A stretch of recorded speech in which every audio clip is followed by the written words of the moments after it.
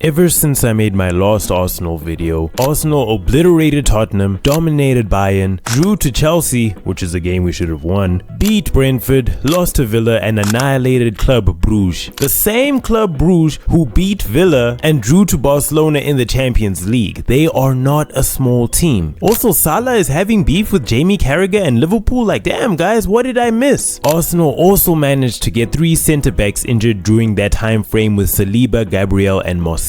But since that video dropped, Arsenal achieved 7 points from a possible 12 in the Premier League and 6 points out of 6 in the Champions League, thus proving that the Champions League is easier than the Premier League. That was a joke. That was a joke. I also received my Spotify Wrapped, which had all my top songs come from one Playboi Carti album, and here's my top 5 most listened to artists if you care. Drake does not count. But to bring it back to football, the most glaring difference between the Premier League and the Champions League is the way opponents play against us. In the Champions League, teams don't just sit at the back and they actually try to have a go at us, whereas in the Premier League, teams have figured out the best way not to lose to Arsenal. You can constantly foul us and disrupt our play like Chelsea did, which resulted in a draw, and the other way is to have the pure hatred towards Arsenal that Unai Emery has to make our title challenge just a little bit more difficult, resulting in a loss. But basically, in the Premier League, Arsenal face a low block damn near every single game, and in the Champions League, we actually get to watch football the way God intended. These are just some small things I feel like I needed to outline before I get into the main subject of my video, being the hate directed to Viktor Gyokeres by our own fans and by rival fans in general. And before we get into it, please make sure you leave a like on this video and subscribe to this channel if you want to see more Arsenal videos.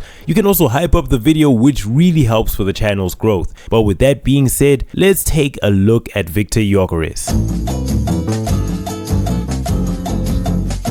Look guys, he hasn't had a green sofa score rating since he played newly promoted Burnley. He's had 0 GA in 4 games, therefore he's trash. Havertz is bitter. Brother, wait. Just wait a second. Before we compare apples and oranges, can we get some more context on who Viktor Gyokeres and Kai Havertz are as players? Now yes, Gyokeres hasn't scored in 4 games, but people seem to forget that he's coming back from an injury, hasn't played a full 90 in any of those last 4 games, and only got 1 start against Club Brugge. For the stat merchants out there, Viktor Gyokeres got 18 minutes against Chelsea, 7 minutes against Brentford, 45 minutes against Villa, and 62 against Club Brugge. This brother has barely played football since the beginning of November and is, let me say it again, coming back from an injury. When Arsenal signed Viktor Gyokeres, we literally bought the best striker in the market, and based on the fact that he won the Gert Müller trophy, he is literally the best striker in the world due to his performances last season. Yeah, but Havertz dribbles better than him and has way much better technical ability.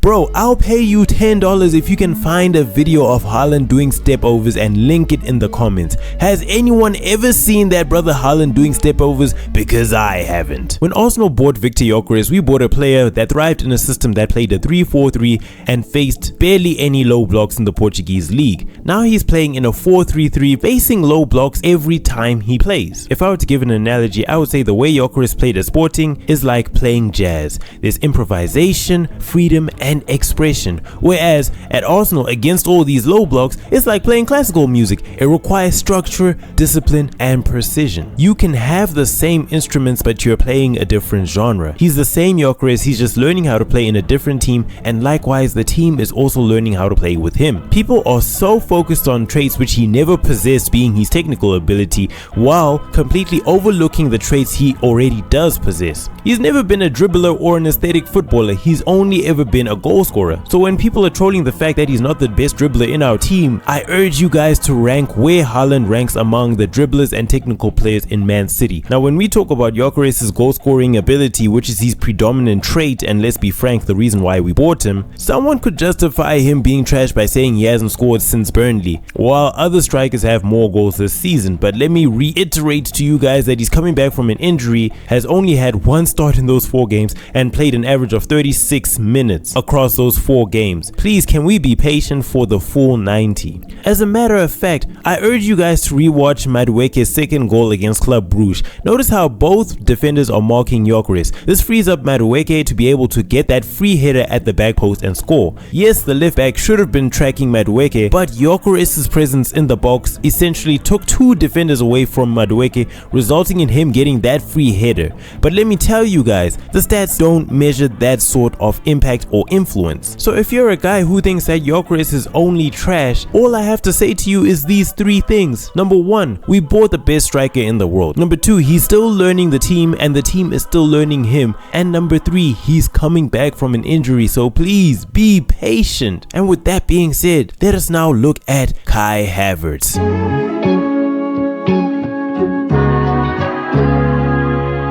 When we look at how Havertz adapted at Arsenal, we bought him as, let's be frank, a player who failed to impress at Chelsea. Chelsea fans celebrated the fact that we bought Havertz because everyone considered him as trash. A stark contrast from Viktor Gyokeres, who was bought as the best striker in the world, so Gyokeres has to live up to the expectation that warranted the transfer. We initially bought Havertz to play as a midfielder and to be Granit Xhaka's replacement. The fact that Havertz can play as a midfielder means that Havertz already has superior technical ability to Gyokeres, because Gyokeres cannot play as a midfielder at all. As a matter of fact, if you check the stats for the 2023-24 season, you'll see that Havertz played mostly as a midfielder and only got his first start in the Premier League as a striker back in February 2024 when Arsenal beat Liverpool 3-1. At that point, Havertz had played 22 matches, starting as a centre forward twice and accumulating 1,353 minutes in the Premier League, having scored 4 goals with 1 assist at that point. We must remember he was playing as a midfielder,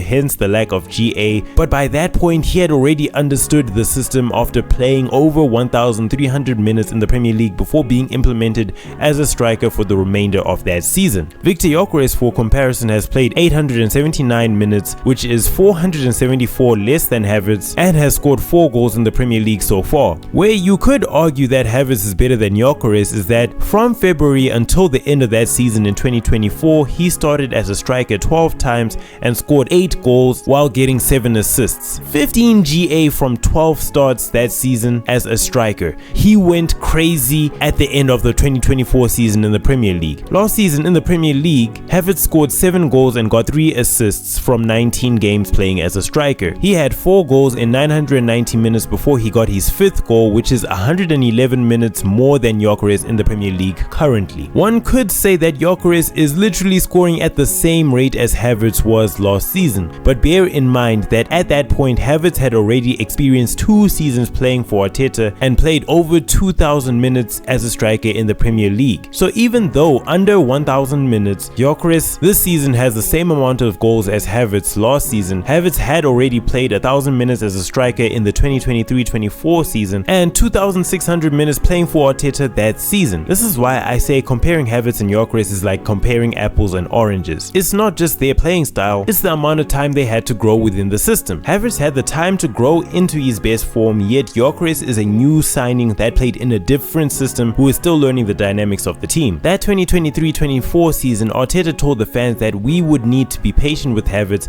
and after 7 months he unlocked his best form. And on top of this, he had another season to compound on that form before he got injured. It took him 7 months to reach that stage, yet Arsenal fans lack the patience to allow Gyokeres to grow within the team.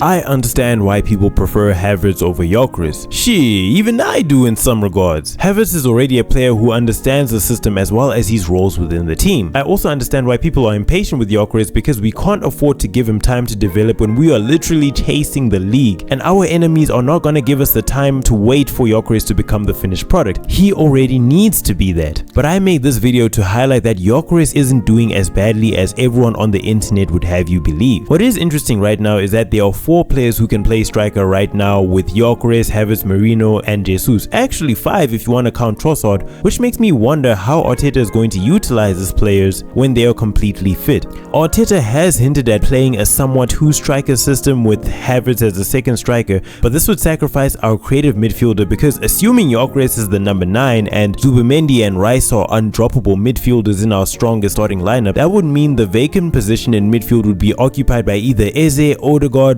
Nwaneri, or Havertz. And honestly speaking, I don't know how Havertz is going to secure that midfield spot in the squad with the form that Eze is in right now. But hey, I'm open to the idea, and who knows, our strongest team might not even have Eze or Odegaard in it. Is it blasphemy for me to say that? But these are just my thoughts. If you made it this far into the video, I want to say thank you, and please consider leaving a like and subscribing to the channel. Also, let me know who you guys prefer between these 2 strikers. Would you guys rather have the tried and tested Havertz, or would you take a chance with Gyokeres to allow him to develop into the striker he was last season? But with that being said, brothers, thank you. I wish you all the best. I hope you guys have a blessed day, and yeah, hopefully Arsenal can beat Wolves today. I mean, yeah, we're definitely gonna win, but hopefully we get to see a good game. And with that being said, brothers, peace.